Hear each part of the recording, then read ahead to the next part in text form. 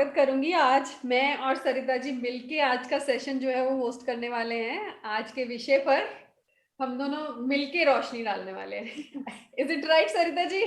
Perfect. आपका बहुत बहुत स्वागत।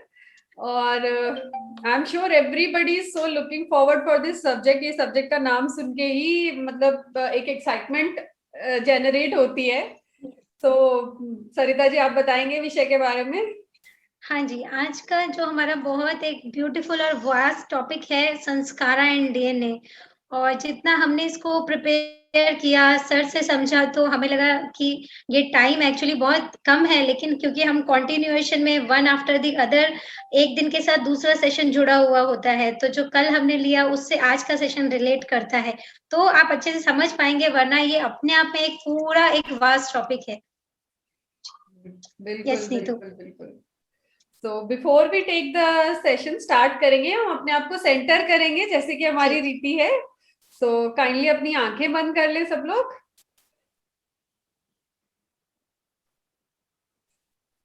पहले 3 गहरी सांसें लेंगे हम। Breathe in and out. नाक से श्वास अंदर लेंगे, ब्रीथ इन। मुंह से श्वास छोड़ेंगे, आउट। ब्रीथ इन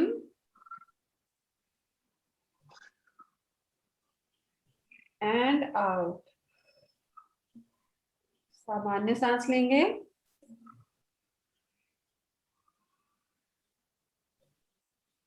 ध्यान को पूरी तरह से सांसों पर ही रखेंगे।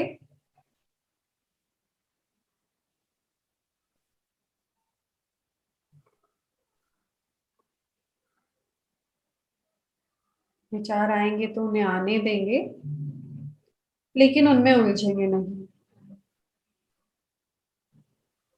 और ध्यान को वापस श्वास की ओर लाते रहेंगे।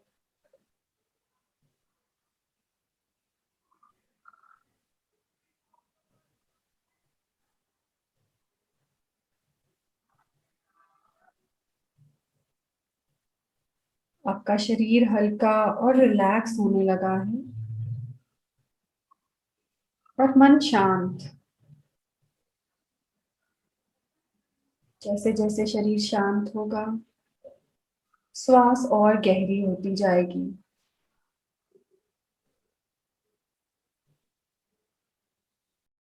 श्वास जितनी गहरी होगी, शरीर उतना ही और रिलैक्स होगा, मन और उतना ही केंद्रित होगा।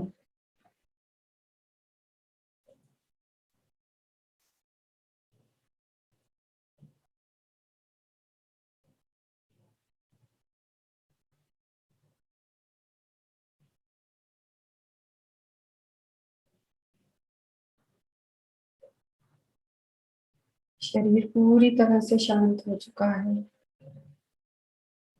मन पूरी तरह से केंद्रित और एकाग्र हो चुका है।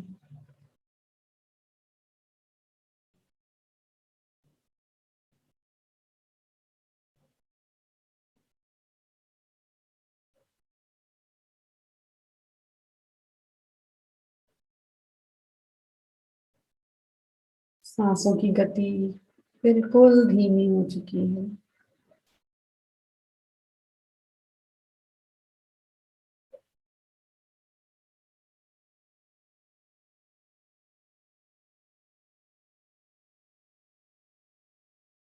इस एकाग्र अवस्था में हम पूरी तरह से तैयार हैं आज के इस सत्र में मिलने वाले सारी नॉलेज, सारे ज्ञान को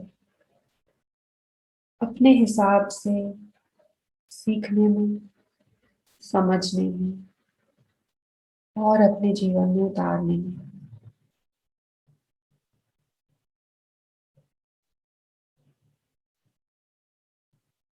इस एकाग्र मन की स्थिति को कायम रखते हुए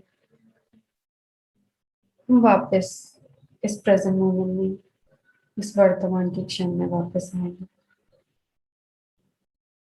ध्यान को फिर से श्वासों की ओर ले जाते हुए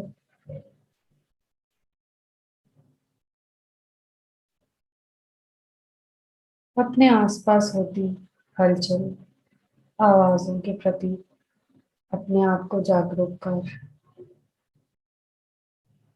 धीरे धीरे इस वर्तमान के क्षण में वापस आएंगे।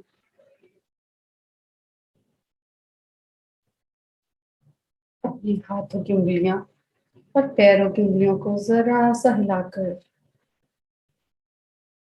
धीरे से अपने आंखों को खोल लेंगे।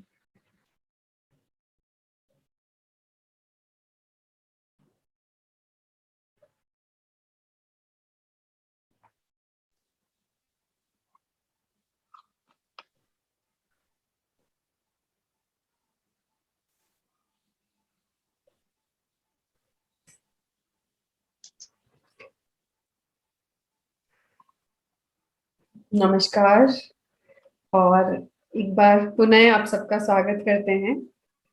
तो जैसे सरिता जी ने बताया कि आज का टॉपिक काफी लेंथी है, तो we will try to wind it up जितना कम से कम समय में हम कर पाए। लेकिन इम्पोर्टेंट ये है कि जो भी पॉइंट्स हम डिस्कस करें उसमें से जितना हम अपने अंदर ग्रहण कर पाए वो ज्यादा जरूरी है। ज्यादा हो, बड़ा हो, छोटा हो टॉपिक, लेकिन उसमें कितने पॉइंट्स, कितने पार्टिकल्स हम सीख के अपने जीवन में उतारेंगे उसका महत्व सबसे ज्यादा है। तो अगर पूरे सत्र में से 1% भी आप समझ के अपने जीवन में उतार लेंगे तो हमारा ये जो प्रयास है हम उसे सफल समझेंगे। समय ना बर्बाद करते हुए I will start with the session जो है। हमने एक छोटी सी प्रेजेंटेशन बनाई है। So this is it, will start with it. संस्कार और डीएनए दो हिस्से हैं हमारे इस टॉपिक के। तो जो पहले हम डीएनए की बात करेंगे, क्योंकि डीएनए एक ऐसा शब्द है जो हम सब लोग बहुत ही जानकार हैं इस वर्ड के बारे में। हम सब ने बहुत सुना है इस शब्द को। इनफैक्ट जो हमारी कोरोना हीलिंग है उसमें हम डीएनए की हीलिंग करते हैं, हम बार बार डीएनए हीलिंग की बात करते हैं। तो लेकिन डीएनए है क्या और उसकी हीलिंग की जरूरत क्यों पड़ती है, व्हाई इज इट इम्पोर्टेंट? तो बहुत ज्यादा बायोलॉजिकल डिटेल या टेक्निकल डिटेल में हम नहीं जाएंगे, लेकिन एक बहुत सिंपल डेफिनेशन जो आज के सत्र में हम फॉलो करने वाले हैं कि डीएनए जो है वो हमारे शरीर का बेसिकली एक लैंग्वेज है, एक वो भाषा है जिसके जरिए जो है हमारे शरीर को इंस्ट्रक्शंस मिलती हैं किस तरह से नए सेल जनरेट हो, किस तरह से नए जो पुराने सेल्स हैं या जो कोई डैमेज सेल हैं वो किस तरह से रिपेयर किए जाएं, किस तरह की प्रोटीन्स बने, वो प्रोटीन्स हमारे डिफरेंट डिफरेंट बॉडी ऑर्गन्स को बनाएं।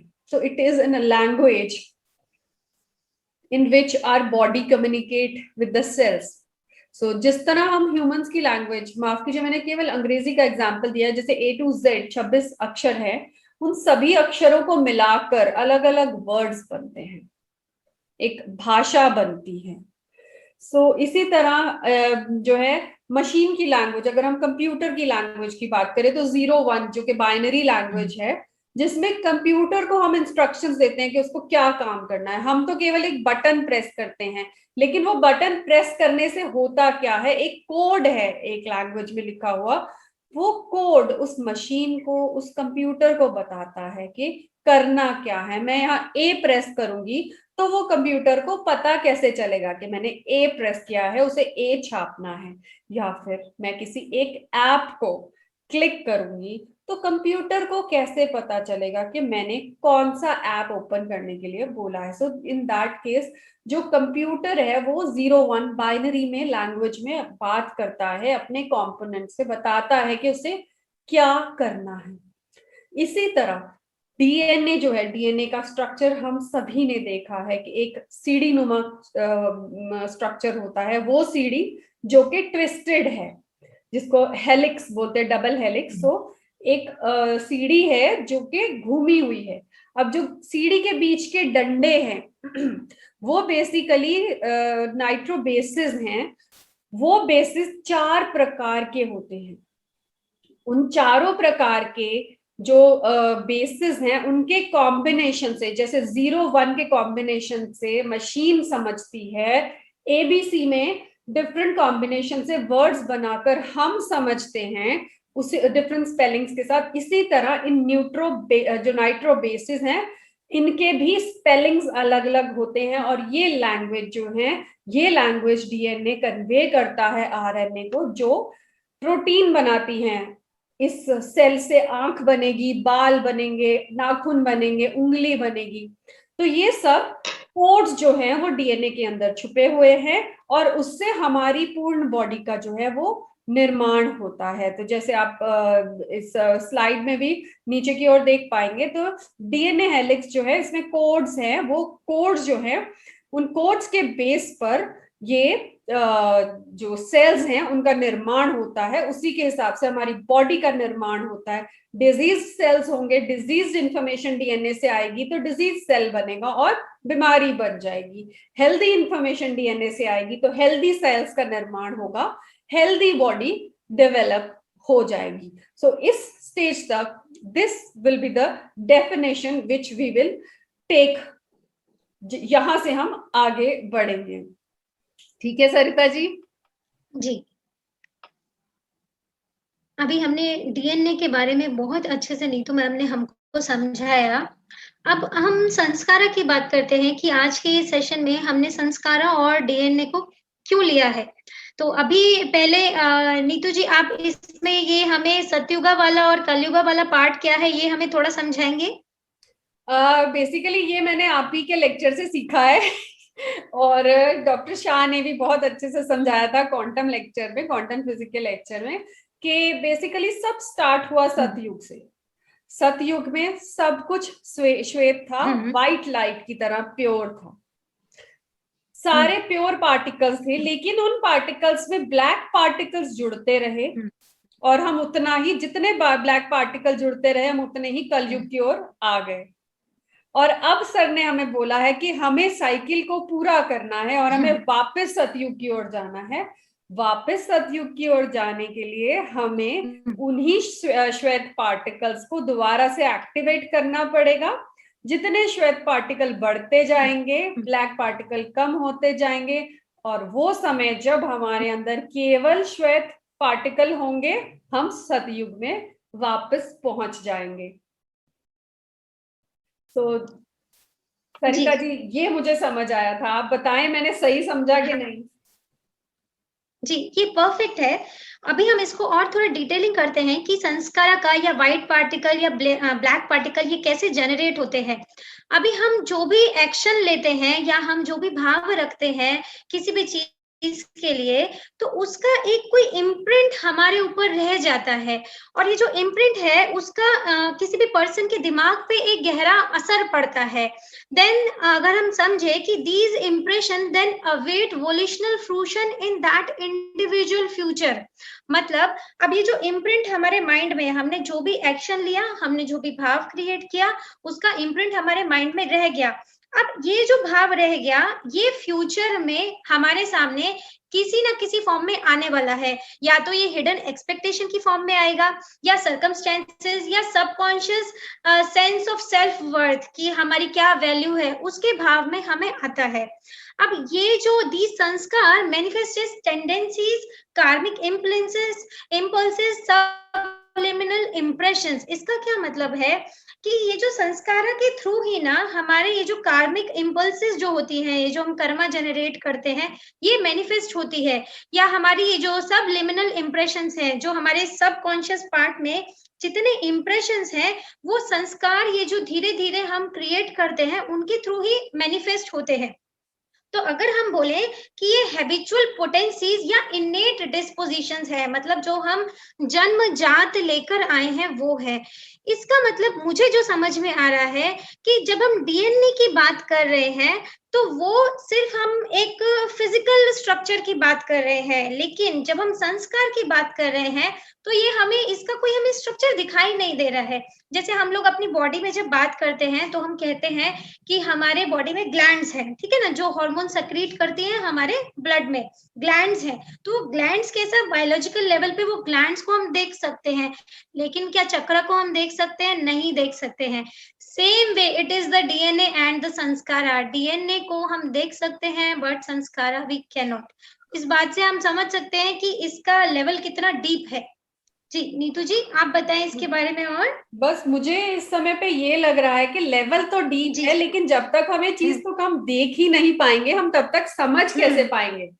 सो ठीक। इसीलिए व्हाट आई फील कि लेट्स जस्ट टॉक के दोनों में डिफरेंस क्या है and which can be a better option to understand our body and spirituality. ठीक। तो जहां तक डीएनए की बात करेंगे, डीएनए बेसिकली एक वेस्टर्न कॉन्सेप्ट है, basically medical concept we can say, जिसे कि मेडिकल की दुनिया में ने ही डिस्कवर किया है।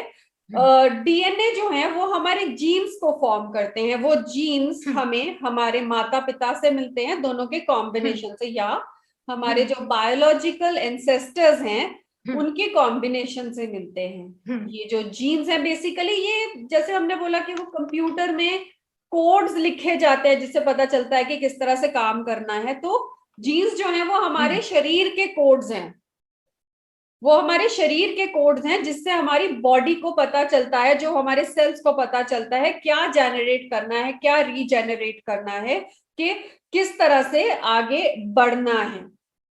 और ये आपने सही बोला, पूरी तरह से फिजिकल, क्योंकि बॉडी लेवल का एक जो है वर्ड है जो बॉडी लेवल पे है। Though we can not see it but we have proofs. हमारे पास बहुत से प्रूफ हैं कि yes, DNA is there in our body. और ये बेसिकली जिस तरह आपने संस्कार की बात की कि वो इम्प्रिंट्स हैं जो हमारे अंदर छिपे हुए हैं, तो ये कहना गलत नहीं होगा कि जो डीएनए है वो भी एक तरह से बायोलॉजिकल संस्कार है, जो कि हमें हमारे माता पिता से या उनको उनके माता पिता से, हमें ग्रैंड पेरेंट्स से जो हमें मिलता है, वो डीएनए एक बायोलॉजिकल संस्कार है। तो दिस इज व्हाट आई। और दूसरा, आपकी बात से मुझे ये भी लगा कि क्योंकि सारे इम्प्रिंट्स जो हैं वो जो है बेसिकली आप कह रहे हैं कि वो भी इम्प्रिंट्स हैं, लेकिन जो बीइंग फिजिकल एक बॉडी बेस होने के कारण मैं ये कह पाऊंगी कि जो डीएनए है वो एक हार्डवेयर की तरह है, विच can be proved, which can be seen. ये वेल वेरीफाइड है कि इनफैक्ट अभी रिसेंटली मैं पढ़ रही थी कि साइंस की दुनिया का जो सबसे बड़ा जो अवार्ड है वो इस बार कैम्ब्रिज यूनिवर्सिटी के दो केमिस्ट हैं उन्हें मिला है, क्योंकि उन्होंने एक मशीन इजाद की है जो कि डीएनए की कोडिंग को सबसे तेज डिकोड कर सकती है। सो देखिए importance of DNA in today's life. And आज के टाइम में डीएनए टेस्टिंग होती है, डीएनए की वजह से बहुत सारी बीमारियों के जो है हमें इलाज मिल चुके हैं। सो आप इंपॉर्टेंस देखिए कि डीएनए का कितना है आज हमारी जिंदगी में, कि वो इंसान कि people are like working on to develop such machines के डीएनए को हम बहुत ज्यादा बहुत तेजी से पढ़ सके, बिकॉज उसका एप्लीकेशन है, that's why. So scientifically proven है और वेरीफाइड है, और इसके बहुत बहुत ज्यादा एप्लीकेशंस हैं इस वर्ड में इस टाइम पे, जो बहुत हमारी ह्यूमैनिटी को आगे बढ़ने में मदद कर रहे हैं। सो आई फील सरिता जी शायद डिस्कनेक्ट हो गए हैं। I am sure she will be joining us back. In the meanwhile will carry on with the discussion. So जैसे हम यहाँ पे डीएनए की बात कर रहे थे, सो जो ओके, सरिता जी की तरफ पे सिग्नल का कुछ इश्यू हो गया है। So we will continue in the meanwhile and let's see what Sarita ji ने ईस्टर्न कॉन्सेप्ट के बारे में लिखा है। So I will try to interpret what she really want to say about it. So yes, we can say that जिस तरह से DNA में जीन्स का हमारा रिकॉर्ड रहता है, इसी तरह हमारे जो ईस्टर्न कॉन्सेप्ट में हमारे संस्कार जो हैं वो जो हमारे आकाशिक रिकॉर्ड्स हैं उनमें सेव्ड रहते हैं। जैसे हमें डॉक्टर शाह ने भी बताया, अलग अलग लेक्चर्स में सर क्वांटम रिकॉर्ड्स की बात करते हैं। So we very well know कि जो जो संस्कार हैं उनके जो रिकॉर्ड्स हैं वो हमारे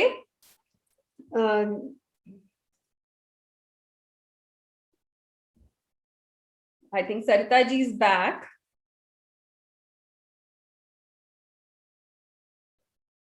So we will wait for her. जी सरिता जी, आप हमें सुन पा रहे हैं?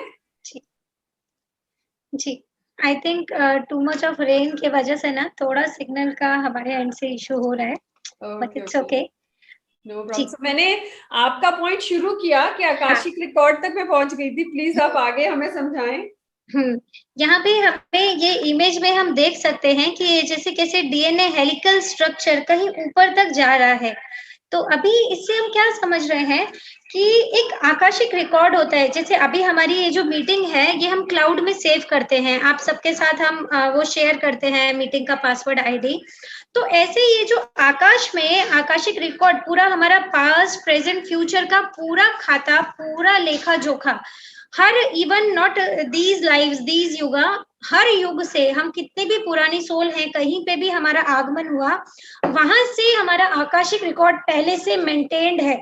मतलब कई बार हम कहते हैं कि किसी ने 300 जन्म में एनलाइटनमेंट लिया, किसी ने 400 में लिया, लेकिन मैंने जो समझा वो ये कि हर इंसान के ऐसा 700 जन्म का लेखा जोखा वहां है। अगर वो 700 लेगा तो फिर कैसा रहेगा, लेकिन वो 700 में से उसका चॉइस है वो कितने में पूरा करे।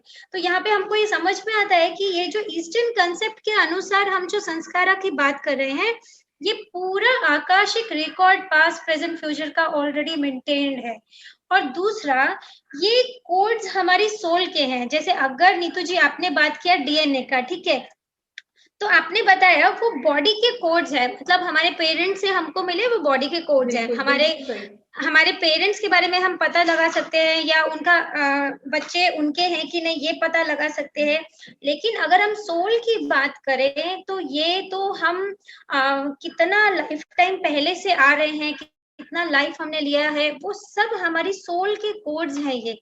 और दूसरा, अगर मैं बोलूं कि जो हमारे डीएनए है, अगर मैं बोलूं कि वो फिजिकल लेवल पे है, तो संस्कारों को हम बोलेंगे कि क्वांटम लेवल पे है।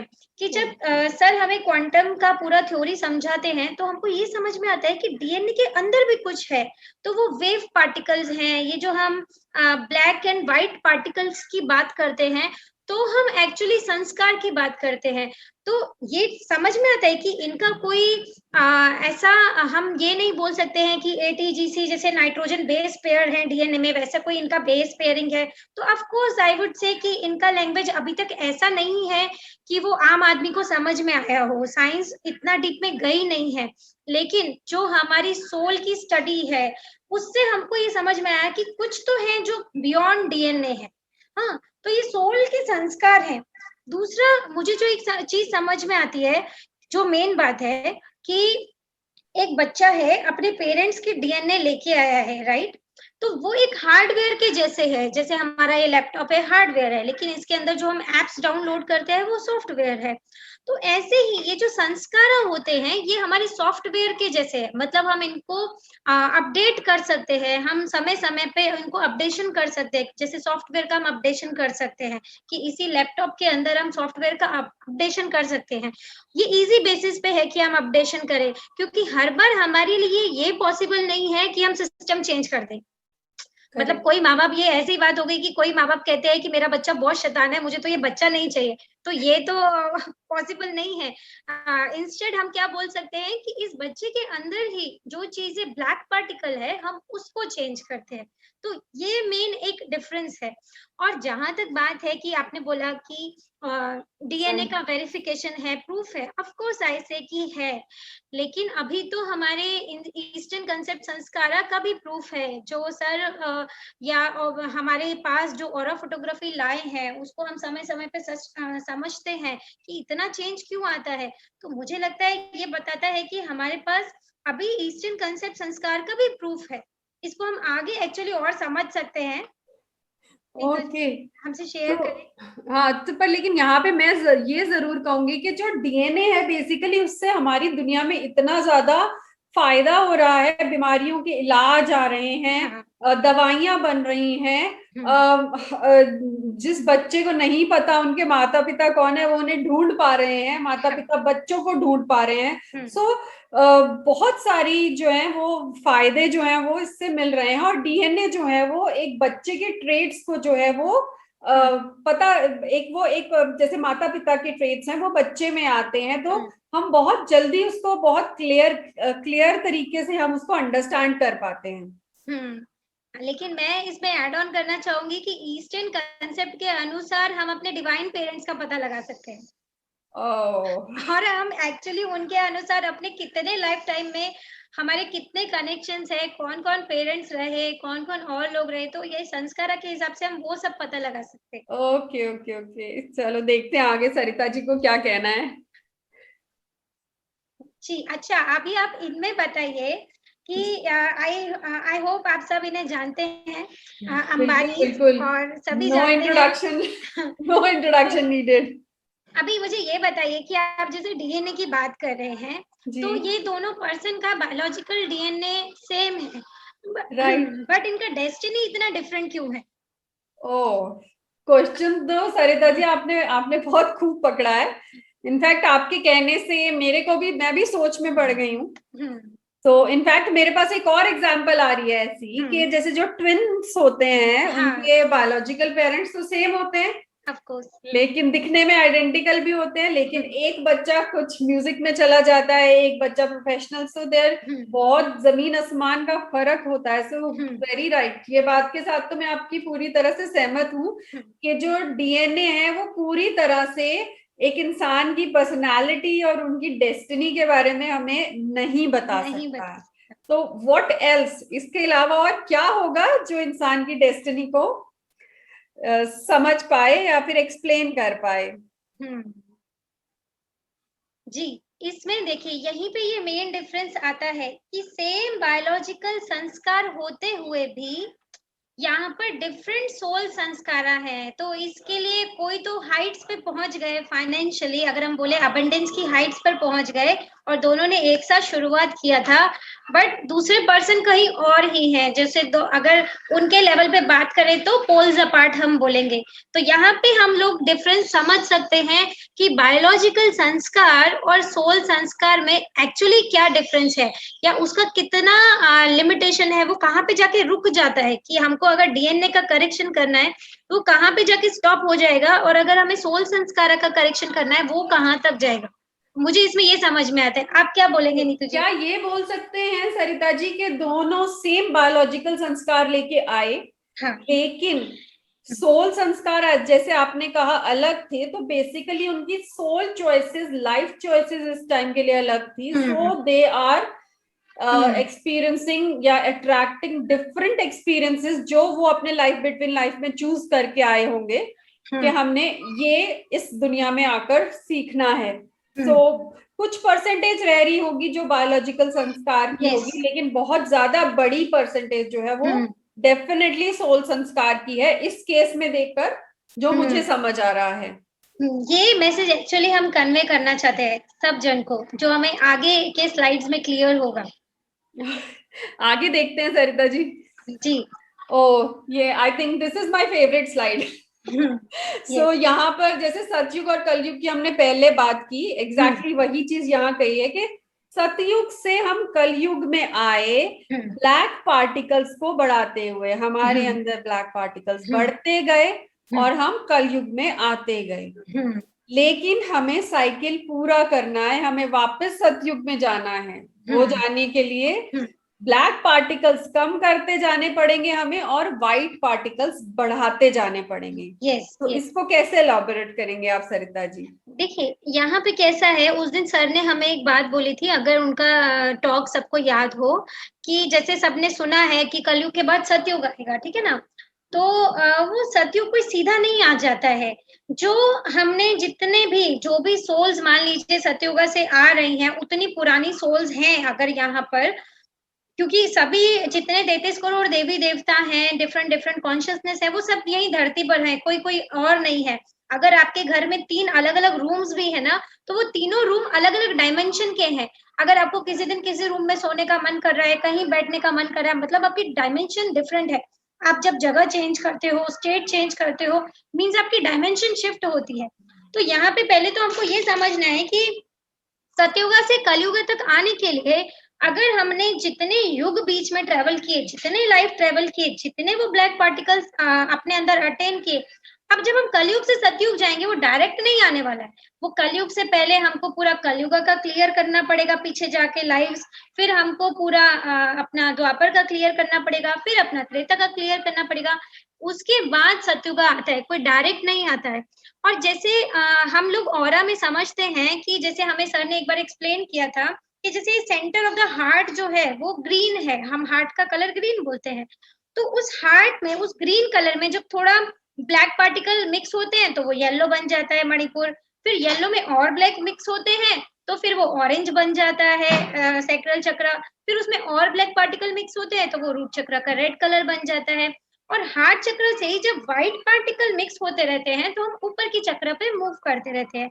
ये यही बात हो गई जो हमने बोला कि ब्लैक और व्हाइट पार्टिकल जो सतयुगा और कलयुगा के बीच का हम बात कर रहे हैं। ठीक है, अभी यहाँ पे जो मेन बात हमको समझने जैसी है, जो हमारा पूरा आज का ये कंडक्ट करने का जो मेन बात है कि पहले जो सोल्स आती थी, ठीक है ना, वो जब बर्थ लेती थी तो उनको कुछ ही पार्टिकल्स जो है वो कंप्लीट करने होते थे उनका स्टोरी में, ठीक है। लेकिन आजकल जो सोल्स आती हैं उनको मैनी लाइफ टाइम से ऐसे बहुत सारे पार्टिकल्स होते हैं जो क्लियर करने होते हैं। इस बात को हम कैसे समझ सकते हैं कि मान लीजिए किसी की पूरी स्टोरी, किसी के सारे टोटल कार्मिक है, ठीक है ना, तो एक लाइफ टाइम में उसको एक पूरा का पूरा पैराग्राफ एक स्टोरी का उठा के क्लियर करना है, सही है। ये तो हो गया कि पहले कैसा होता था कि लोग एक ही फैमिली में रहते थे, जो माँ बाप करते थे वही बच्चे करते थे, जिन गुरु को फॉलो करते थे बच्चे भी वही करते थे। लेकिन आज के समय में क्या है, हमको मैनी लाइफ टाइम से वो फिल इन द ब्लैंक्स को कंप्लीट करना है। ये जो नीचे फिल इन द ब्लैंक्स दिखा रखे हैं ना, इसका क्या मतलब है कि हर एक सेंटेंस किसी डिफरेंट लाइफ से आया है। कि मान लीजिए मैंने मेरी पिछली वाली लाइफ में मुझे कोई हेट्रेड के लेसन लेने थे, ठीक है, मान लो मैंने किसी के साथ कुछ अच्छा नहीं किया था, इस लाइफ में मुझे हेट्रेड का लेसन लेना था तो मैंने लिया।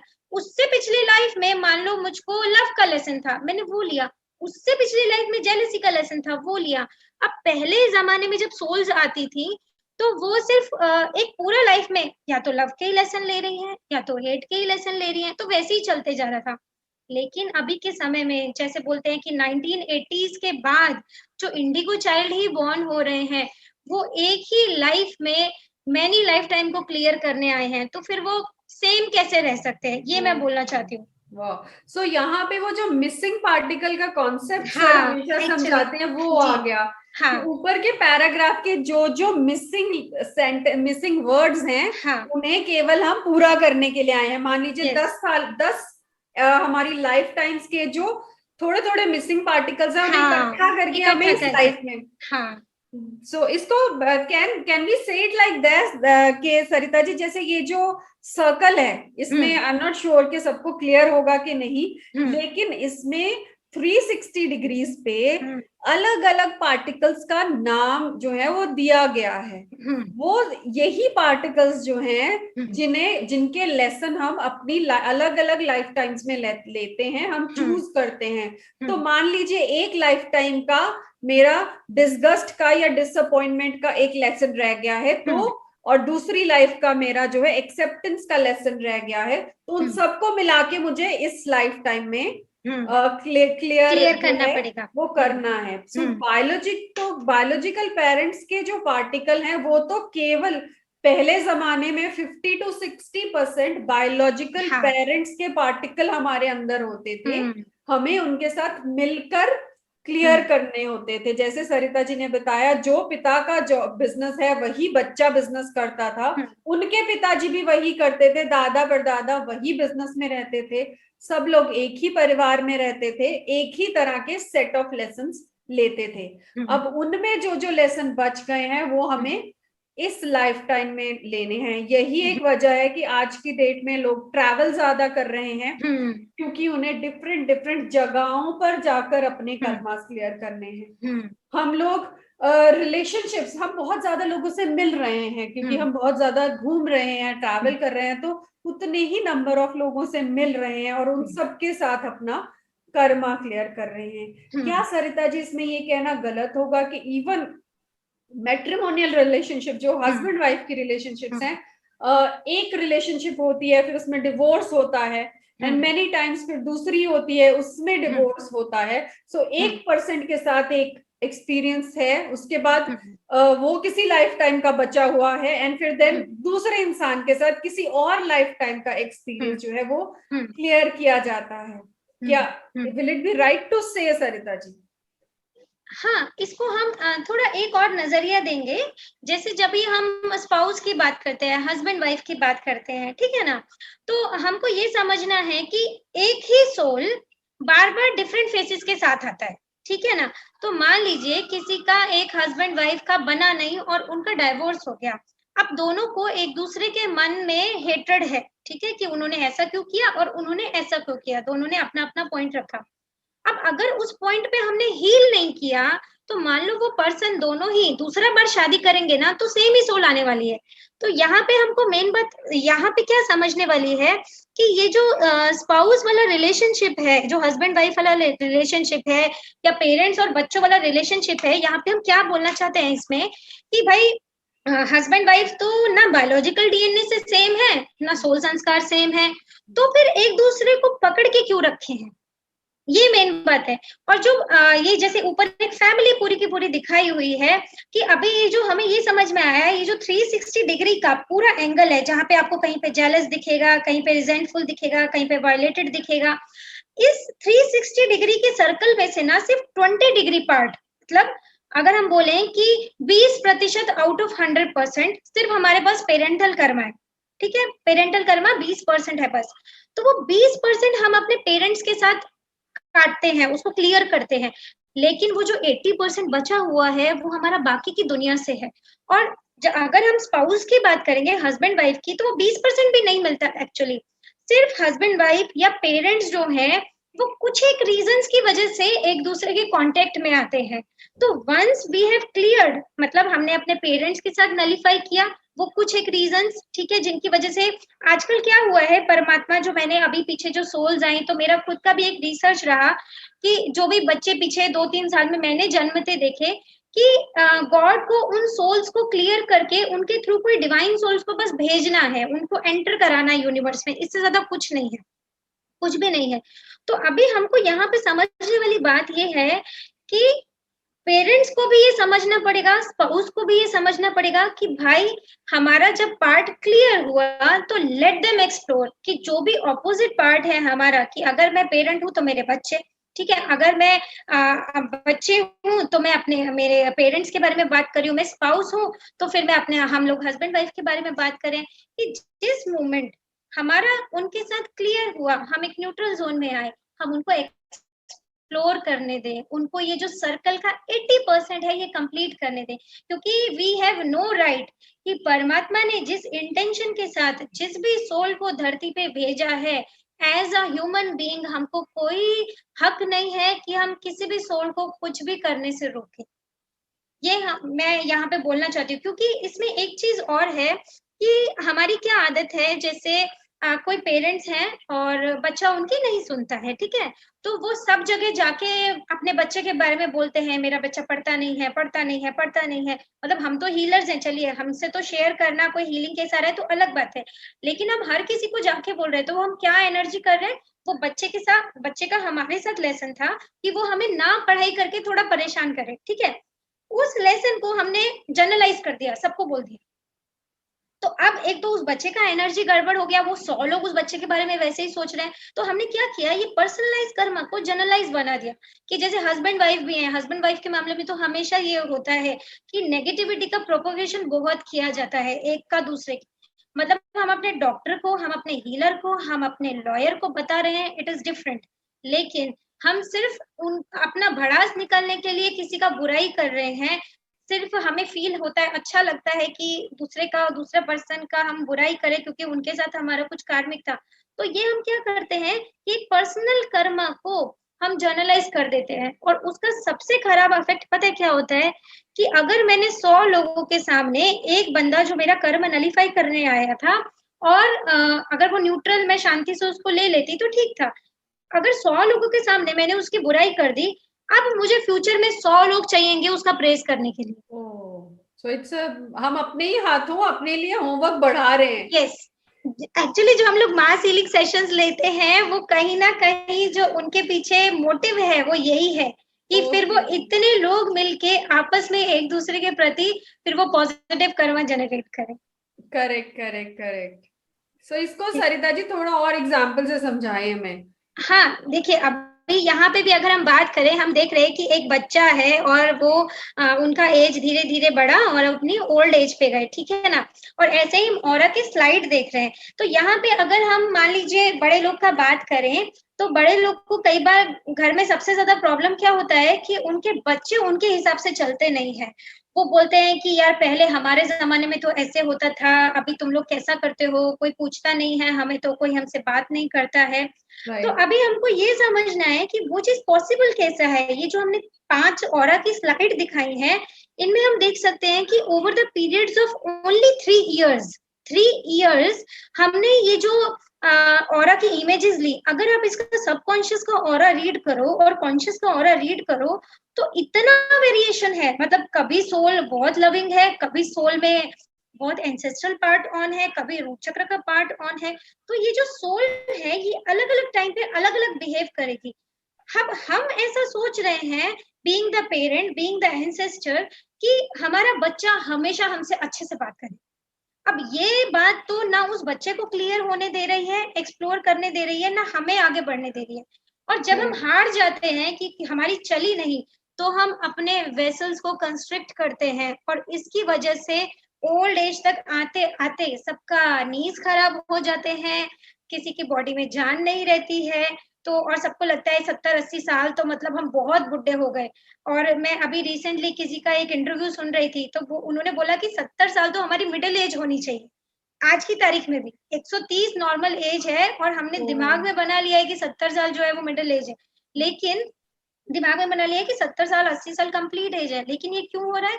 क्योंकि हम लोग पकड़ के बैठे हैं दुनिया को। हमें ये नहीं समझ में आ रहा है कि हम खुदा के रास्ते में एक्चुअली ऑब्स्टिकल क्रिएट कर रहे हैं, उसकी बिल्कुल सोल्स को बिल्कुल। फ्री नहीं होने दे रहे।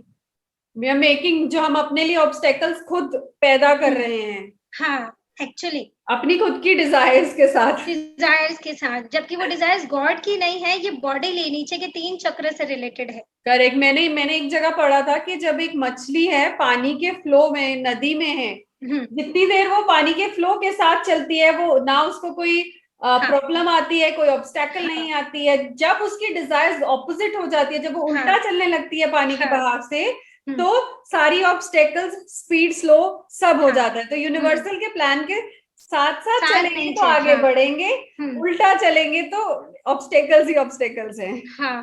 अभी यहाँ पे ये जो हम एज के साथ बढ़ते हैं, तो हमारे जो जीन्स है ना वो भी हर टाइम पे डिफरेंट डिफरेंट एक्टिवेट हो जाते हैं। कि कभी हमें माँ बाप के लिए बहुत प्यार आता है, फिर एक एज आती है कि किसी को गर्लफ्रेंड बॉयफ्रेंड से हो जाता है, किसी को इंटरकास्ट मैरिजेस करनी है, किसी को अब्रॉड चले जाना है। तो एक ही सोल में इतना वेरिएशन है, क्योंकि उसके डिफरेंट डिफरेंट टाइम पे डिफरेंट डिफरेंट जो जीन्स हैं वो एक्टिवेट हो रहे हैं। तो लोगों के कैसे कुछ भी बिलीफ सेम है। चेंज हो जाते हैं, हाँ, बिलीफ सिस्टम एक्चुअली चेंज हो जाते हैं। करेक्ट। तो इसके लिए बोलते हैं कि हमेशा से प्रेजेंट मोमेंट में रहो 100%। मतलब अगर हम किसी भी एज पे हैं, आज मैं हूँ, मेरे बच्चे मेरे हिसाब से नहीं चल रहे, तो मैं इट्स ओके। जो सर का एक वृंदावन से हमारे लिए एक टॉक आया था, ओके। मूल मंत्र। हाँ, ये सबसे अच्छा है। अभी भी हमारे साथ कोई सिचुएशन होती है, तो अगर भगवान की दया रहती है और हमको वो ओके याद आ जाता है, तो एक सेकंड नहीं लगता हमको ग्राउंड होने के लिए। तो इट्स बिल्कुल। ओके, सब चीजें दुनिया हमारे हिसाब से नहीं चलने वाली है। It's okay. जी, जी नीतू जी। तो what is the solution now? Let's come to solution, कि इन हाँ, सब अभी का आप बताएं। सोल्यूशन क्या है? हाँ, सोल्यूशन जो है वो प्रेम में और ब्लेसिंग में है।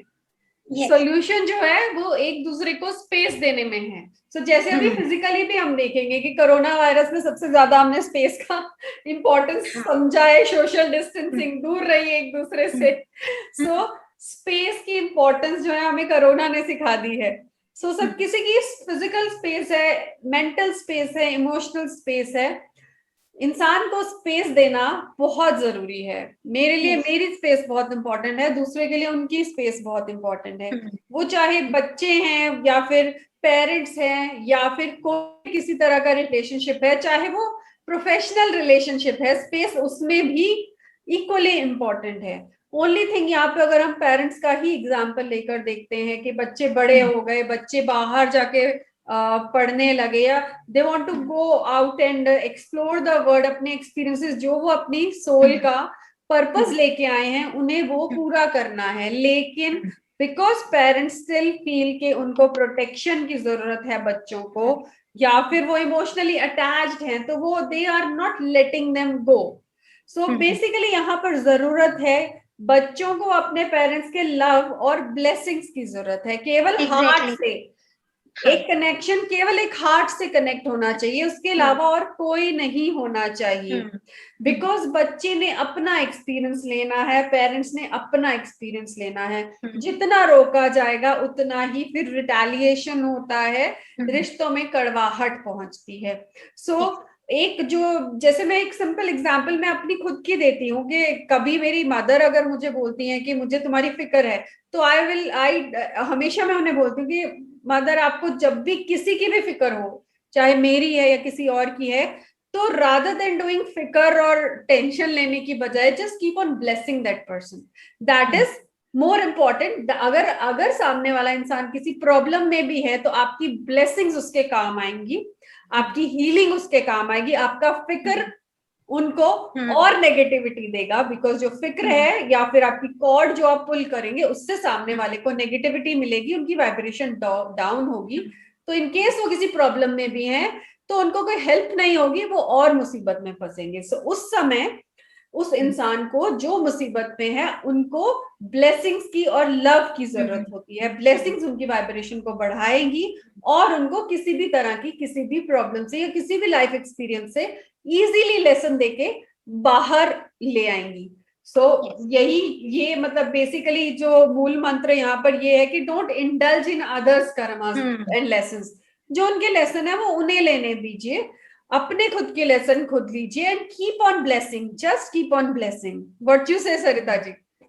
यस, परफेक्ट, यही बात है कि हमको कोई भी और कॉर्ड नहीं चाहिए कि हम पेरेंट हैं तो बच्चे से हम मणिपुर चक्र से अटैचमेंट का या हम कोई कॉर्ड कनेक्ट करके रखें, क्योंकि जैसे नीतू जी ने बताया कि चिंता करने से पता है क्या होता है कि जो सामने वाला ड्रेन हो रहा है ना, हम भी साथ में ड्रेन होने शुरू हो जाते हैं, तो फायदा क्या। और लोगों को कैसा लगता है, मैंने अभी हाल फिलहाल में ये चीज फील की, मैं आपके साथ शेयर करती हूँ कि मेरे भी कोई नियर डियर वंस जैसे कोविड अफेक्टेड थे, तो कभी-कभी मुझे ऐसा वाइब्स कहीं से आता था कि यार ये तो चिंता ही नहीं करते, मतलब चिंता वाले फ़ोन कॉल नहीं आते, और हमारे फ़ोन कॉल जाते थे तो सिर्फ़ स्टेटस अपडेट पूछने के लिए, और हम शांति से बैठ के उनके ऊपर काम करते थे। क्योंकि हमें पता था कि अगर हमने इनका टेंशन लिया, तो इनका वो जो कॉर्ड हमारा बाय डिफ़ॉल्ट कनेक्टेड है, हम भी ड्रेन हो जाएँगे। तो उसका तो कोई फ़ायदा ही नहीं है। इंस्टेड हमने क्या किया, जो साईं बोलते हैं, फ़िक्र नहीं करो, शुक्र करो, कि वो साईं हैं, उन्होंने हमें हीलिंग सिखाया है, तो अपना बेस्ट फुट फॉरवर्ड हमको देना है। और वो यही होता है कि मैं जब 100% कोई भी परेशानी में है, मैं किसी को नहीं बोलती हूँ, मैं सिर्फ़ उनको हील करती हूँ। मैं उस पर्सन को भी नहीं बोलती हूँ कि मैंने किया तुम्हारा, क्योंकि मुझे उनसे प्यार है और दिल से प्यार है, तो मुझे किसी को शो नहीं करना है। ये हमारा सबका अपने एंड पे ये होना चाहिए कनेक्शन, कि हम अपने हार्ट चक्र को और अपने क्राउन चक्र को सबके लिए ओपन रखें, खास तौर से अपने बच्चों के लिए, अपने स्पाउस के लिए, ताकि वो कहीं भी बैठे हैं, कहीं पर भी, तो हम उनको उनका एनर्जी, उनका कॉन्शियसनेस जो है वो अपलिफ्ट कर पाएँ। देखिए, ऐसे तो मैं यहाँ बैठी हूँ, मेरे बच्चे गली में खेल रहे हैं, ठीक है? तो भी कोई भरोसा नहीं है कि कब किसके साथ क्या हो। तो ये तो एक-दूसरे को पकड़ के बैठना, बस हम एक-दूसरे के पास रहें, पकड़ के उसकी विसिनिटी में रहें, ये सब पुरानी बातें हो गई, इनका कोई फ़ायदा नहीं है। हम किसी को एक्सप्लोर नहीं करने दे रहे। बच्चे के अपने लेसन्स हैं, वो गली में खेल रहा है, किसी के साथ झगड़ा भी कर रहा है, किसी के साथ फ्रेंडशिप कर रहा है, उसके लेसन है। मैं सिर्फ़ टेंशन लेती रहूँगी कि यार लड़ाई हो गई, लग नहीं जाए, ऐसे नहीं हो जाए, क्या फ़ायदा? तो हम लोग क्या करते हैं यहाँ से बैठ के, कि हमको अगर प्री जजमेंट भी पता चल जाता है कि कुछ होने वाला है, तो हम पहले से उस सिचुएशन को नहीं रोकते हैं, रादर ब्लेस करते हैं, ताकि वो अपना एक्सपीरियंस शांति से लेके बाहर आ जाए उससे। बिल्कुल सही, हाँ। बिल्कुल सही कहा सरिता जी। तो अभी सरिता जी, बताइए। I think you are going to explain this one to us. अच्छा जी, तो ये एक बहुत ही प्रसिद्ध और बहुत महान आत्मा है और मुझे भी पर्सनली बहुत पसंद है अमिताभ बच्चन जी। हम सब जानते नो हैं। Introduction needed. कोई इंट्रोडक्शन की जरूरत नहीं है और इनका मुझे कम्युनिकेशन स्किल्स, इनका वे ऑफ टॉकिंग, ये जैसे दूसरे लोगों के साथ कनेक्ट हो जाते हैं। जब हम इनको केबीसी में देखते थे तो मुझे सबसे अच्छा क्या लगता था कि सामने कोई भी पर्सन बैठा हो, ये एकदम कनेक्ट हो जाते हैं, जैसे उसके हार्ट से कनेक्ट हो जाते हैं। सबसे खूबसूरत बात थी। ही इज द लेकिन आज हम best example to explain today's topic basically.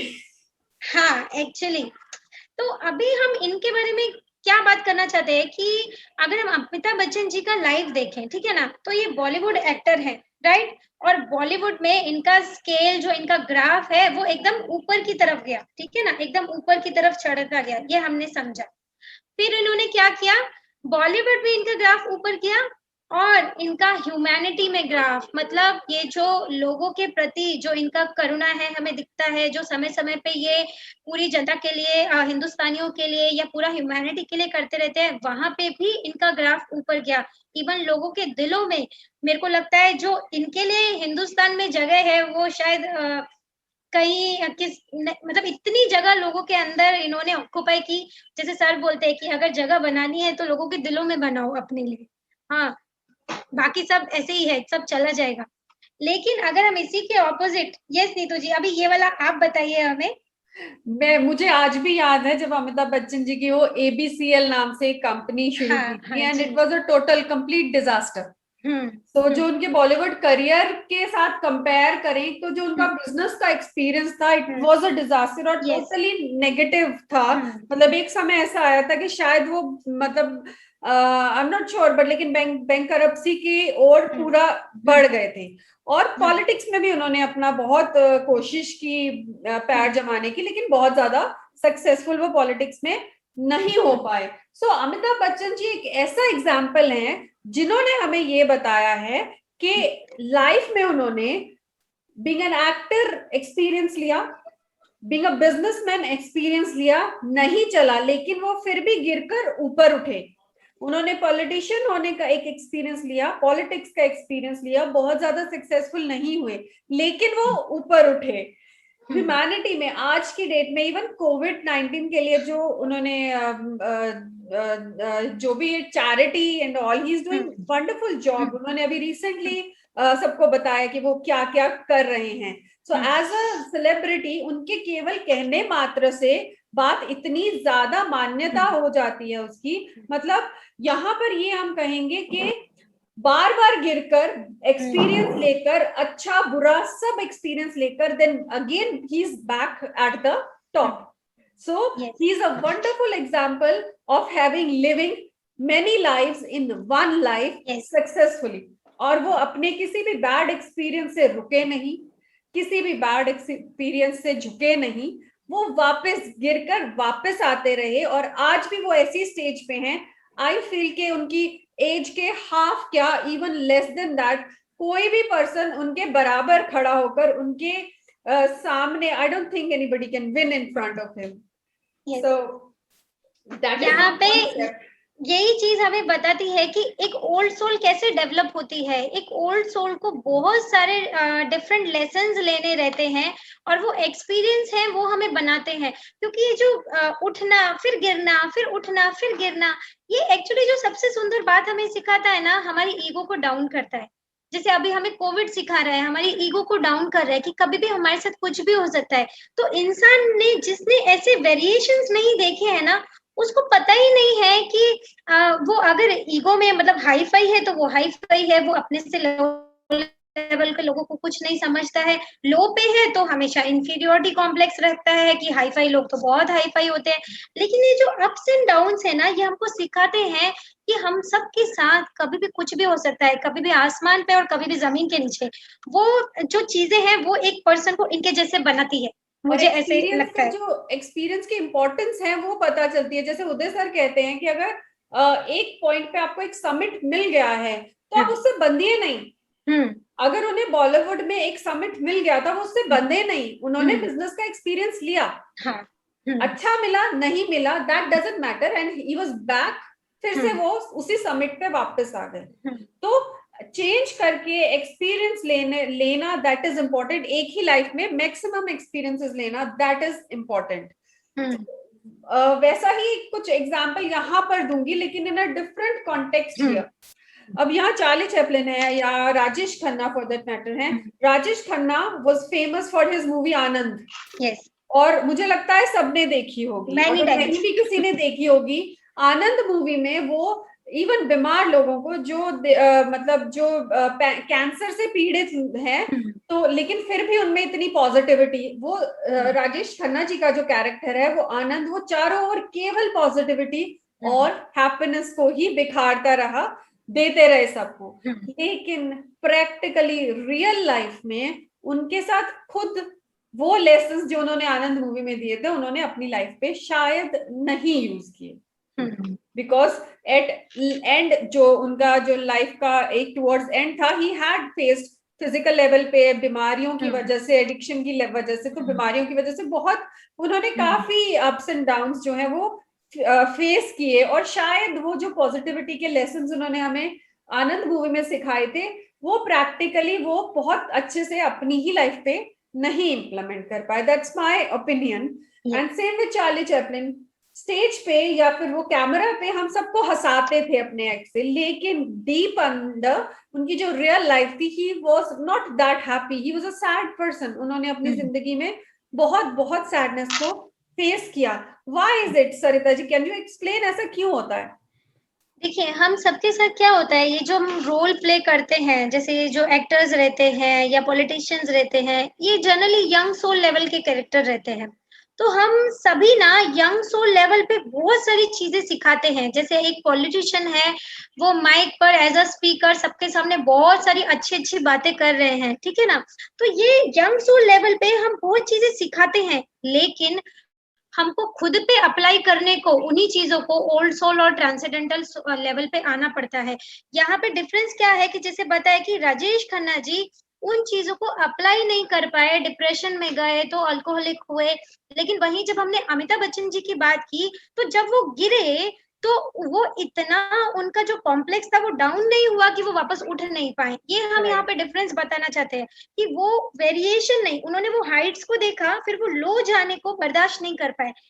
Correct. लेकिन जितना हम पोलैरिटी का हाइट्स अटेन करते हैं, उतना ही हमको गहराई में गिरने को भी आना चाहिए। रेजिलियंस का कॉन्सेप्ट यहाँ yes. पे आएगा, रेजिलियंट होना पड़ेगा हमें, जितना नीचे है उतना ही आगे बढ़ना भी है।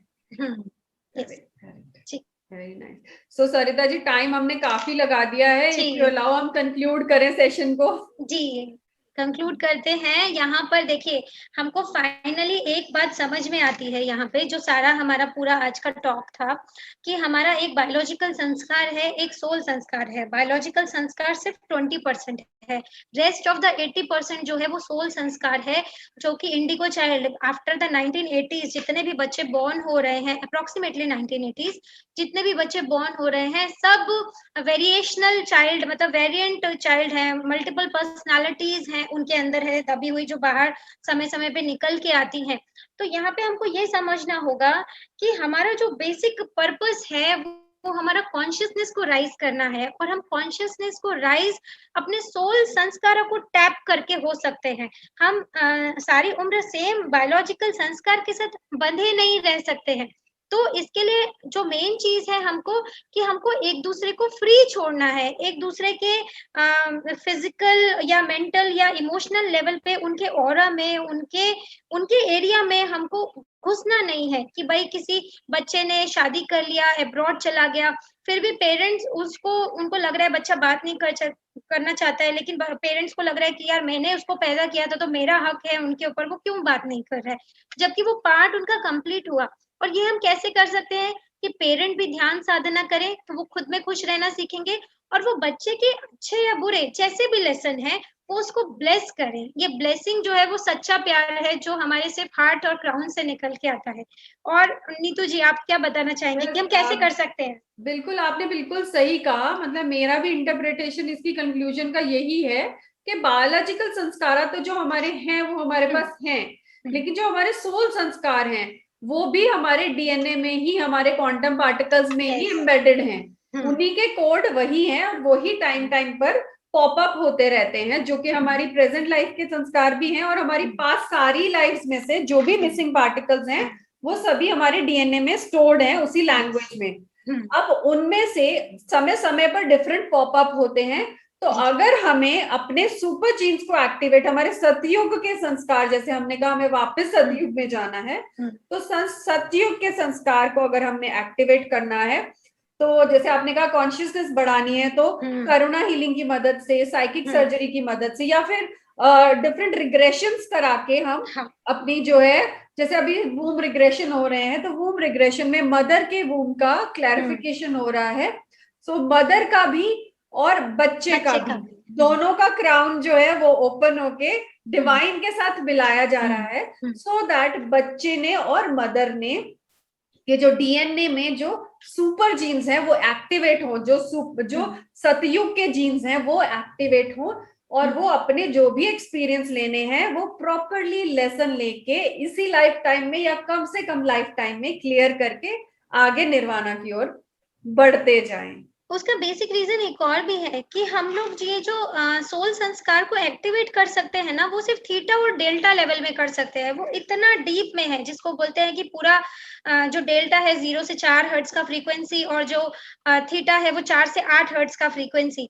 तो ये जो 0 से 8 है ना, इसमें हम अपना पूरा बार बार रिप्रोग्रामिंग कर सकते हैं, या अपना उस डेल्टा स्टेट में जाके चेंज कर सकते हैं। इसके लिए हमको नीड है कि भाई हमको ये रिग्रेशन कराना है कि थीटा और डेल्टा स्टेट हमको अचीव कैसे होगी। नॉर्मली तो आज सीधा सीधा तो कोई समाधि में जा ही नहीं सकता है। हम बोले किसी को यार आप ध्यान लगा के बैठो, वो बोला आंखें बंद करते ही तो मुझे बहुत सारे विचार आने लगते हैं। तो पहले तो विचार मुक्त होना पड़ेगा, एम्प्टीनेस क्रिएट करना पड़ेगा। उसके लिए हमको जरूरी है थीटा डेल्टा को टैप करना। जो सर्जरी की साइकिक सर्जरी, करुणा हीलिंग, या हम रिग्रेशन करते हैं या हम रिट्रीट जाते हैं, उतना डीप में टैपिंग करने के लिए जाते हैं, उतना खोदने के लिए जाते हैं। जितना खोद के बाहर निकालेंगे उतना ऊपर बढ़ जाएंगे। ये मेन बात है। ठीक, सच वंडरफुल, आपने बहुत अच्छे से एक्सप्लेन किया। मुझे एक्चुअली इतना ज्यादा नहीं मैं डेप्थ में समझ पाई थी, लेकिन आपके साथ बात करके, आपके साथ डिस्कशन करके बहुत कॉन्सेप्ट की क्लैरिटी मुझे खुद मिली है। सो अभी टाइम काफी हो गया है, so will quickly, first of all we would like to thank और पार्टिसिपेंट्स। और ये कुछ एक इम्पोर्टेंट इन्फॉर्मेशन मैं आपके साथ शेयर कर देती हूँ, उसके बाद सरिता जी हमें एक ब्यूटीफुल मेडिटेशन कराएंगी। इन द मीनवाइल अगर कोई फ्रेशन अप होना चाहे तो काइंडली गो हेड। सो सबसे पहले हमारी शिरडी रिट्रीट जो 10 जून से 14 जून तक है, तो काइंडली उसके लिए रजिस्टर कराएं। और सबसे इम्पोर्टेंट बात ये है कि this time it's a 5-day full retreat. So ये जो आज हमने हमारे सोल संस्कारा की बात की और हमारे सुपर जीन्स को एक्टिवेट करने की बात की, दिस इज द अपॉर्चुनिटी जहां पर एक्चुअली जो है आपके पूरे सुपर जीन्स एक्टिवेट हो सकते हैं, जिसकी मदद से आप अपने सारे लाइफ लेसन्स, एक्सपीरियंसेस बहुत आराम से, प्यार से जो है उनको प्राप्त कर सकते हैं। एंड सेकंड, जैसे वूम रिग्रेशन जो है वो चल रहा है, 1-to-1 सेशंस है, and that's important about this womb regression. 1-to-1 sessions हो रहे हैं, एवरी डे 1 रिग्रेशन होता है, और कई घंटों तक ये सेशन चलता है। और स्पेशली इसमें, जैसे सरिता जी ने भी बताया, कि इसमें बच्चे का भी और माँ का भी, और जिनका हो रहा है उनके पेरेंट्स का भी बेसिकली हार्ट से कनेक्शन केवल रहता है, और उनको क्लियर करके, क्राउन ओपन करके, उनको व्हाइट लाइट से जो है डिविनिटी के साथ कनेक्ट करके उनकी क्लेंजिंग की जाती है। और जो उनके संस्कारास हैं उनमें सतयुग के संस्कारास को इम्बाइब किया जाता है, वापस उनके जो डार्क पार्टिकल्स निकालकर व्हाइट पार्टिकल्स का इंस्टॉलेशन दोबारा से होता है। So this is the beauty of this regression. So kindly go ahead with up, kindly इसको एक्सपीरियंस करें, it is definitely a very beautiful experience. और उसके बाद प्राणायाम, इट्स सो इम्पोर्टेंट। प्राणायाम की वर्कशॉप जो है वो हो रही है संडे को, free of cost, 6 to 7। Kindly इसके लिए रजिस्टर करें। इट्स अ ब्यूटीफुल वर्कशॉप जिसमें 1 घंटे तक आपको डिफरेंट ब्रीदिंग टेक्निक्स सिखाई जाएंगी, जिससे कि आपका रेस्पिरेटरी सिस्टम जो है वो बहुत ज्यादा स्ट्रांग होगा। आज की डेट में इसका सबसे ज्यादा जरूरत है। एंड अभी मैं आपको बताऊंगी ऑनलाइन वर्कशॉप के बारे में, जो है जो बहुत ही important and different kind of workshop इस बारी जो आ रही है, जिसमें ऑरा, होपोनोपो, स्वर योगा, 5 एलिमेंट्स, मनी अबंडेंस, मर्मा थेरेपी का ब्यूटीफुल कॉम्बिनेशन है, जिससे कि एक ओवरऑल डेवलपमेंट जो है, स्पिरिचुअल डेवलपमेंट जो है वो होती है। तो इस वर्कशॉप के लिए काइंडली आप जरूर रजिस्टर करें, एंड इसके लिए because it is starting tomorrow, so आपको रजिस्टर करने के लिए आज kindly this is, you can consider this is a last opportunity, और एंड इट इज फर्स्ट, अभी पहली बार इस तरह की वर्कशॉप हो रही है। सो काइंडली इसके लिए जरूर आप रजिस्टर करिए, क्योंकि ये बहुत ही एक्साइटिंग और बहुत ही यूजफुल होने वाली है। इसमें माइंड, बॉडी और सोल तीनों लेवल का जो है हीलिंग जो है वो कवर होने वाली है। तीनों के बैलेंसिंग के लिए हम इसमें आगे बढ़ेंगे। ठीक सरिता जी, क्या मैंने सही बोला? जी, perfect. Thank you so much all the participants. So हम अभी मेडिटेशन के लिए रेडी होंगे। So kindly everybody close your eyes.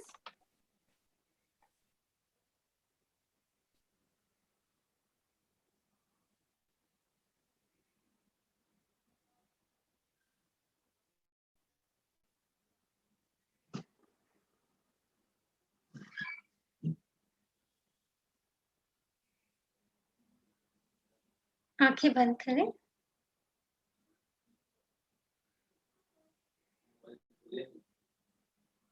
आंखें बंद। सारा ध्यान अपनी ब्रेथ पर।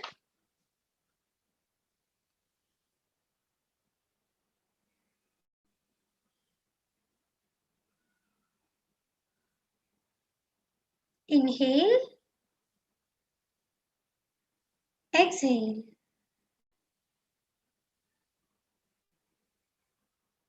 Inhale, exhale. Inhale, exhale.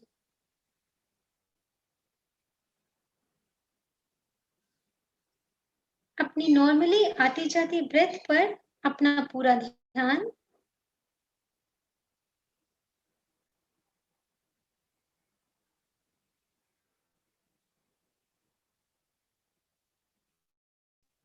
अपनी सांसों के साथ दोस्ती।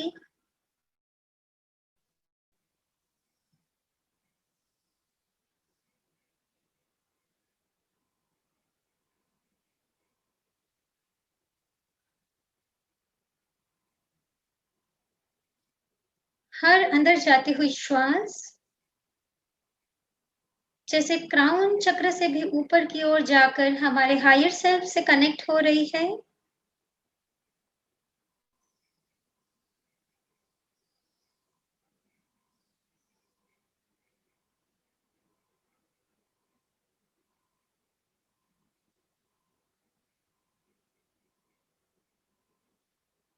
Invoke all the god goddesses, Sai,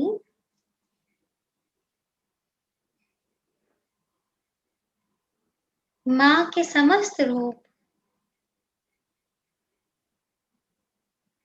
भगवान आदि शिव, माँ आदि शक्ति,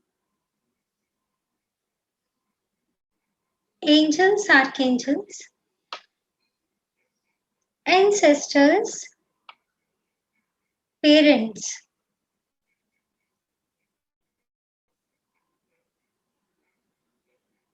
और हमारे बच्चों का भी आवाहन आज हम करेंगे। अपने अपने स्पाउस का आवाहन करेंगे, अपने हस्बैंड या अपनी वाइफ का।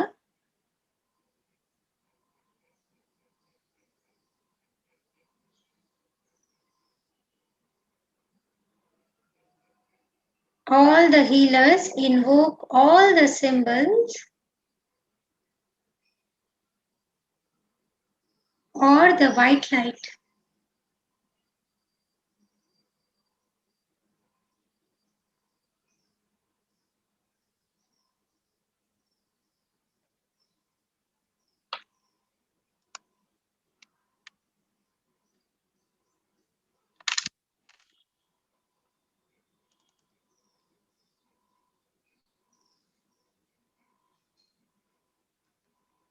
Let the divine light enter in you.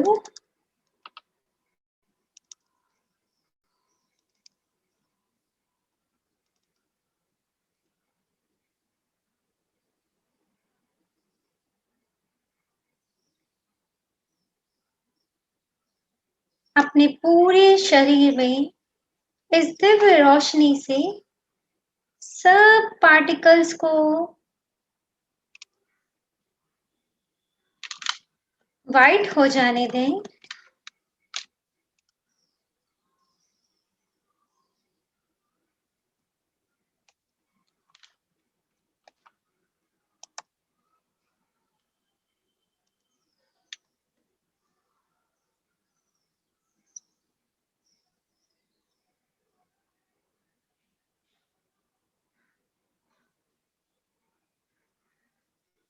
अपने पूरे डीएनए हेलिकल स्ट्रक्चर का भी आवाहन करें।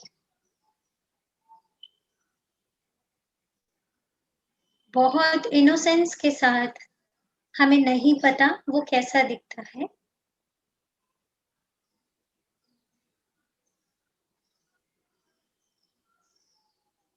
पर आज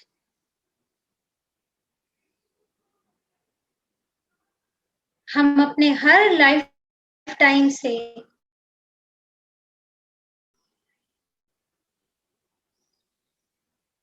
और इनके अंदर छुपे हुए क्वांटम पार्टिकल्स संस्कारा का आवाहन करते हैं।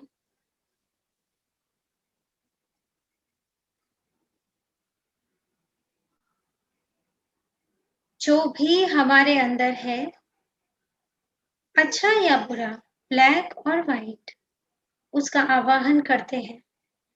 Deep rooted in us, not just in this life,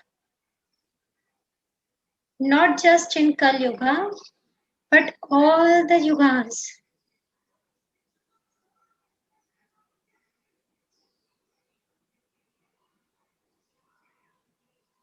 और हम सेंटर में रहते हुए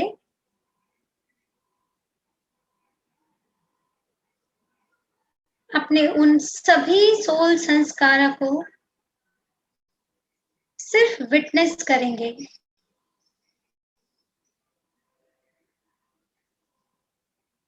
कि कलयुगा में मैंने जितनी भी लाइफ ली होंगी, क्या क्या है अभी मेरे अंदर,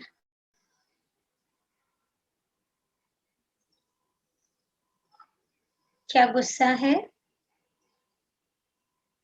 क्या किसी एक पर्सन से भी जेलसी है, क्या किसी एक पर्सन से भी प्यार है, पूरा अनकंडीशनल लव, कि हम अपनी जान देना भी कुछ नहीं समझते उनके लिए। ये सब हमारे सोल संस्कारा है। आज हम ब्लैक और व्हाइट नहीं, सिर्फ सोल संस्कारों को देख रहे हैं। क्या हमारे अंदर ईगो है, किसी से खुद को ऊपर समझते हैं, या किसी के सामने बिल्कुल हम्बल हो जाते हैं? क्या किसी को देखकर हमारे अंदर एनिमल इंस्टिंक्ट उतर आती है? क्या किसी को देखकर हमारे अंदर गॉडली इंस्टिंक्ट उतर आती है, एकदम करुणा उतर आती है?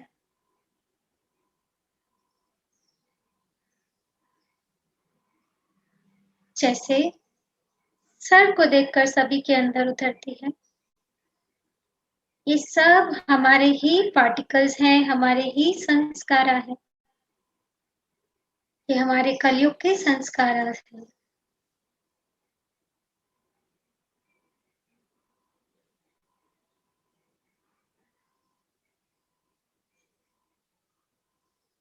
क्या किसी के साथ हमारी बहुत अटैचमेंट है, कि हमें लगता है ये हमारी लाइफ में नहीं रहेंगे, हमसे दूर कहीं जाएंगे तो हम जी नहीं सकेंगे? या कोई ऐसा भी है जिससे हमें बहुत अनकंडीशनल लव है और हम सोचते हैं वो जहां भी रहे बस सुखी रहे, क्या ये भाव आज तक हमने किसी के लिए फील किया है कि किसी से हमें बहुत प्यार है और इतना प्यार है कि वो जहां भी हो, चाहे हमारे लिए कुछ भी करे या नहीं करे, बस हम चाहते हैं वो खुश रहे।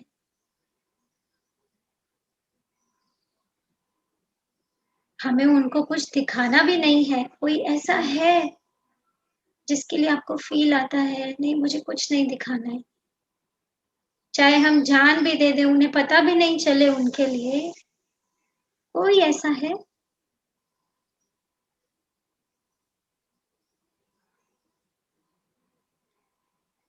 या हम सिर्फ जताना जानते हैं कि हमने तुम्हारे लिए ये किया ये किया? ये सब हमारे कलयुग के संस्कार हैं।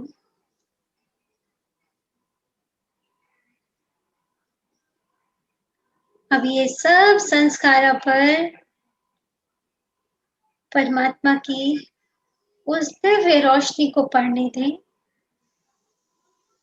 सब मास्टर्स जो कलयुगा में अवतरित हुए, भगवान बुद्ध, भगवान महावीर, गुरु नानक देव जी, सबकी लाइट, बाबा जी, माँ आनंदमयी, सबकी लाइट, सब मास्टर जो इस युग में अवतरित हुए, सबकी लाइट मिलकर हमारे इन सब संस्कारों को एकदम शुद्ध श्वेत ऊर्जा में परिवर्तित कर रही है। पहले बुद्धा के जैसे एकदम जीरो में आ जाए, neutral, and then light everywhere, जैसे पूरे मस्तिष्क में एकदम दूधिया सफेद मिल्की वाइट लाइट फैल गई है।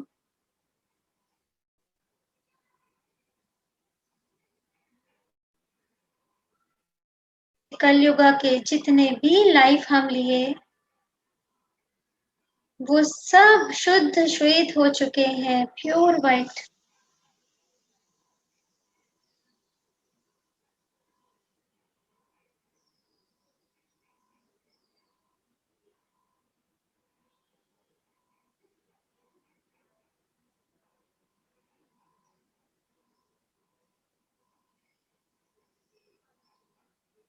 All the particles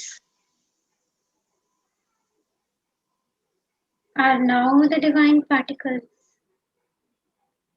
Now हम इसके पहले वाले युगा पे मूव करेंगे। हमने जितने भी बर्थ, जितनी भी लाइफ द्वापर में लिए हैं, वहां के कोई भी संस्कार अगर हमारे अंदर है, जैसे प्रॉपर्टी के लिए भाई भाई से झगड़ा, या बड़ों की बात नहीं मानना,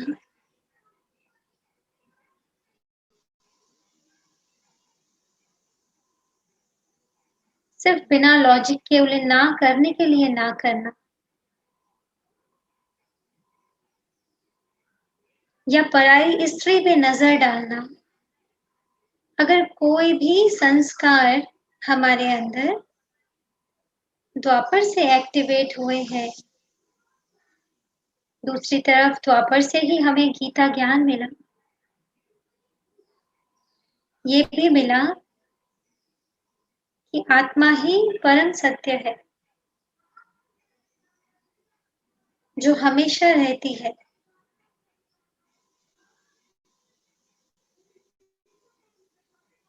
ये कोई भी संस्कार जो उस युग से हमारे अंदर आए हैं, भगवान कृष्ण की वो दिव्य प्रेम ऊर्जा के साथ ये सब संस्कार एकदम लव में तब्दील हो रहे हैं, पीस में तब्दील हो रहे हैं। उसी युग में राधा कृष्ण हुए जिन्होंने अनकंडीशनल लव सिखाया।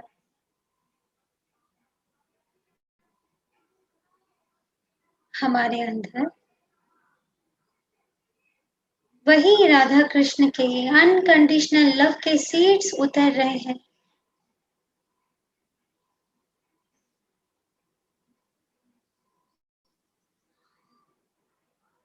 हम सब अपने ट्विन सोल्स को मिलने के लिए रेडी है।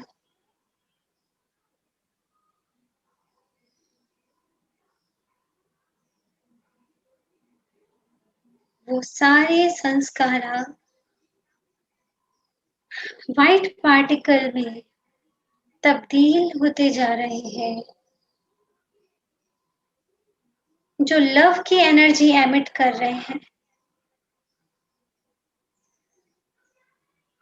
तो आज द्वापर से हमने अनकंडीशनल लव और आत्मा ही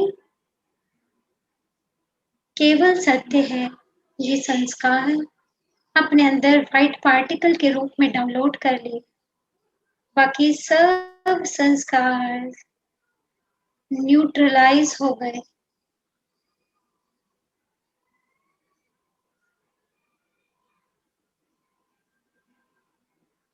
और पीछे चलेंगे।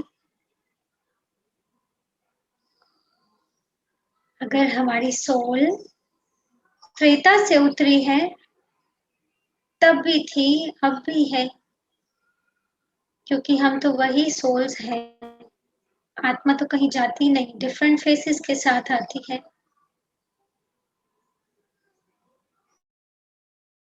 ये डिफरेंट डिफरेंट संस्कार हमारे अंदर है।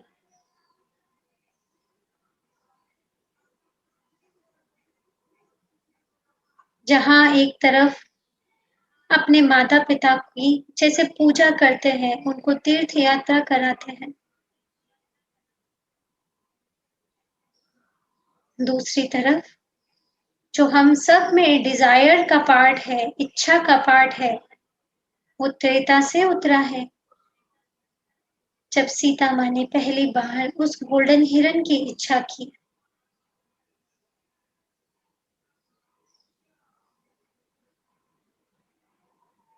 लेकिन वही सीता माँ आज तक की सबसे शुद्ध नारी है, सबसे प्योर। आज उनका जन्म दिवस भी है, जानकी जयंती।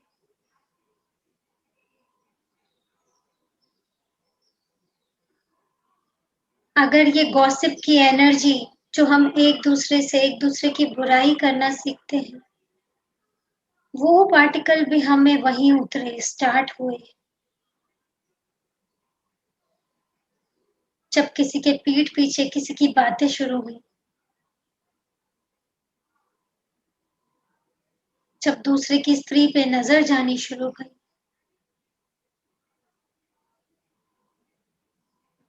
लेकिन वहां के कुछ सुंदर संस्कार भी हमारे अंदर हैं।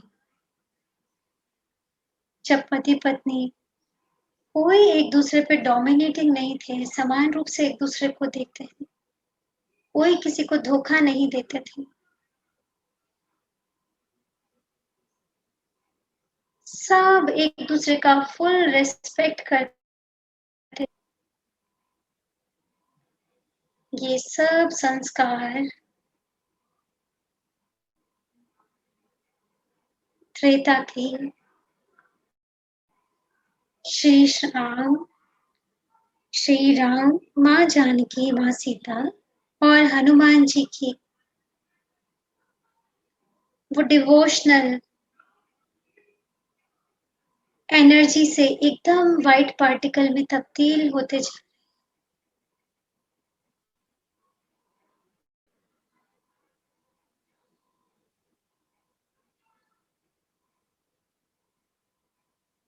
The purity of the Treta we are attaining. भगवान राम, माँ सीता, हनुमान जी, इन सब से वो दिव्य श्वेत पार्टिकल हमारे अंदर सब एक्टिवेट हो रहे हैं, और वो गॉसिप, वो डिजायर की पूरी एनर्जी न्यूट्रलाइज होके श्वेत पार्टिकल्स में तब्दील होते जा रही है।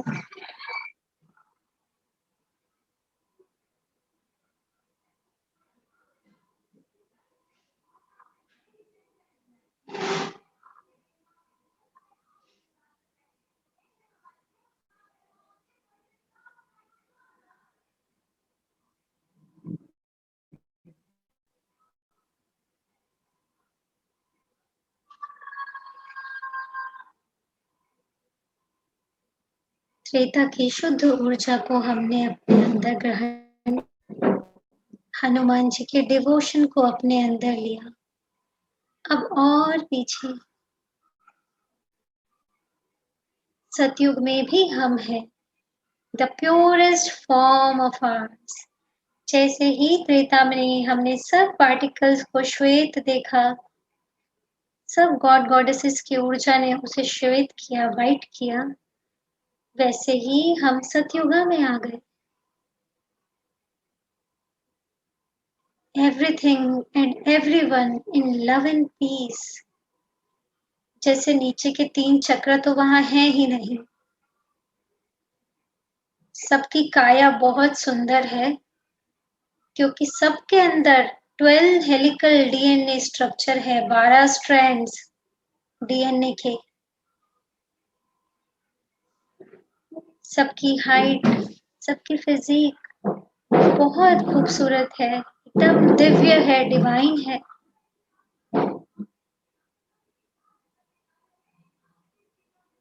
जितने भी दिव्य आत्माएं उस वक्त हैं,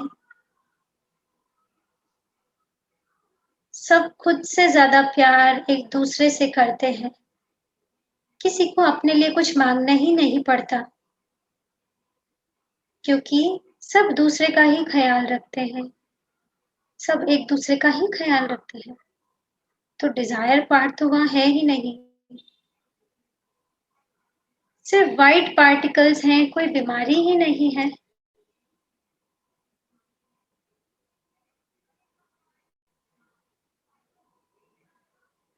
सब गॉड गॉडेसेस हैं।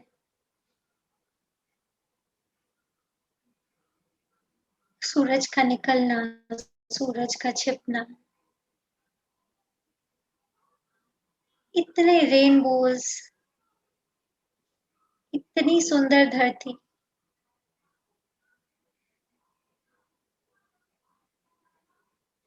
पशु पक्षी एकदम टॉयज के जैसे सुंदर।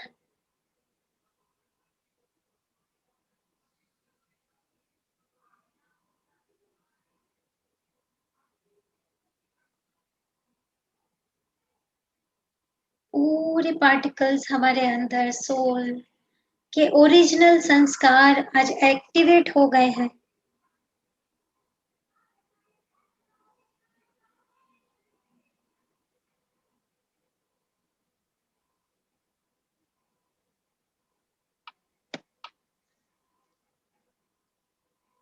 हम ही भक्त हैं, हम ही भगवान हैं,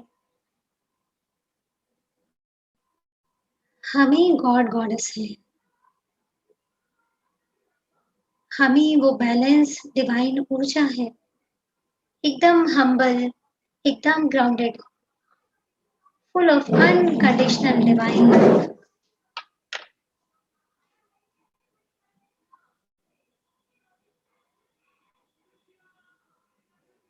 आज हमने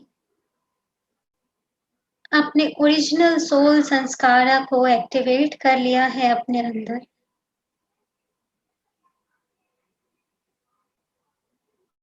राधा कृष्ण का,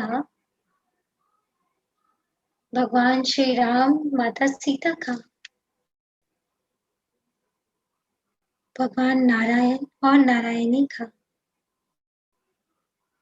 आदि शिव आदि शक्ति का, ये ब्रह्मांड को बैलेंस करने वाली डिवाइन यिंग यांग एनर्जीज का सबका धन्यवाद कीजिए।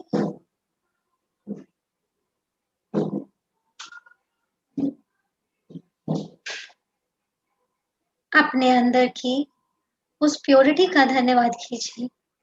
आज हमने जाना कि हम भी वही हैं, बस अब तक समझे नहीं थे।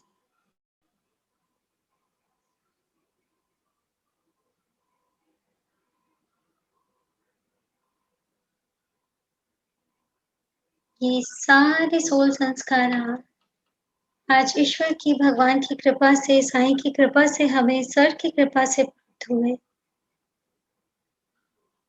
पूरे दिल से थैंक यू करें सब दिव्य आत्माओं का, आपका खुद का।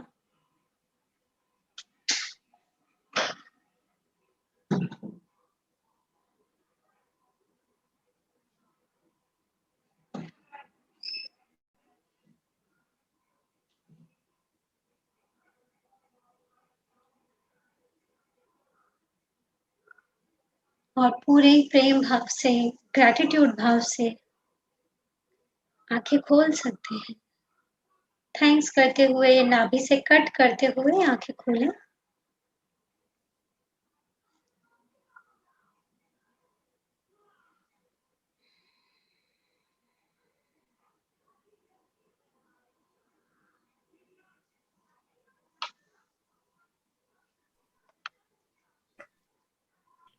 Thank you Sarita ji, welcome back. मजा आ गया,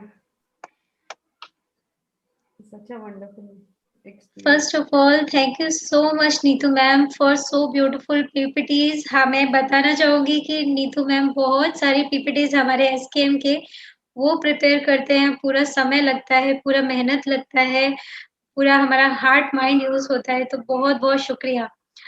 दूसरा मेरे को बोलना है कि आई होप नीतू जी और मैं आज इस सत्र में जो मैसेज कन्वे करना चाहते थे सर और हम लोग एसकेएम टीम, वो आप तक पहुंचा पाए।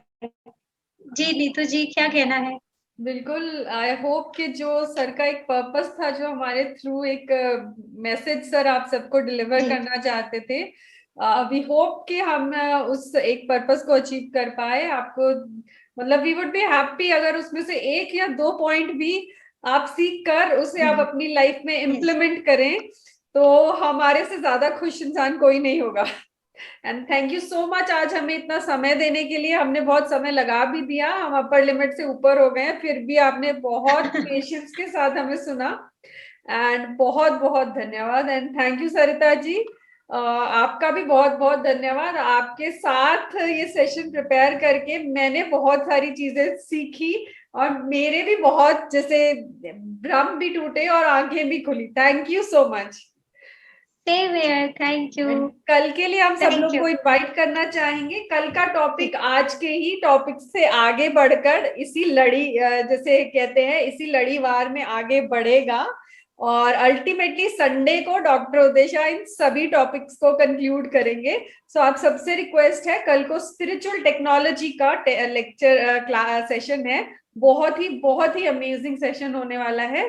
तो आप सब लोग जरूर अटेंड कीजिएगा और अपने सभी फ्रेंड्स और फैमिली से शेयर कीजिएगा। इन केस कोई आपकी कनेक्टेड सोल है या फिर इन केस किसी का कोई मिसिंग पार्टिकल उससे भर पाए, तो वो आपका भी क्लियरेंस उससे हो जाएगा। Okay, thank you so much. Good night everyone. Thank you.